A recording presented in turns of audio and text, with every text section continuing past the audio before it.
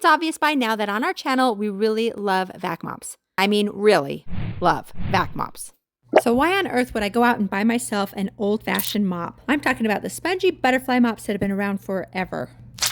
Because while I personally do not like to use mops on my floor, there are a lot of great things that you can use mops on. And this particular mop has something special that I think will make my jobs a little bit easier, which I will show you in just a second. But first, I want to show you what I love to use this type of mop for.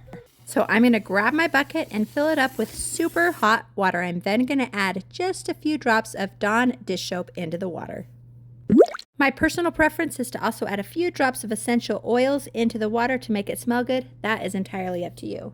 Like I mentioned earlier, I do not like to use a mop for my floor. I prefer my vac mop, but what this is really great for is for cleaning your walls. Check this out. Having the long handle of a mop really takes the pressure off of my back, and it also helps me to reach up into high places that I would otherwise use a ladder or a step stool for. It's also great for the top of the molding over your doors. Look at that dust. I don't scrub down my walls all the time. I usually just do it as needed, but this sure makes the job a whole lot easier. Another part of my wall that I love to use this on is my baseboard.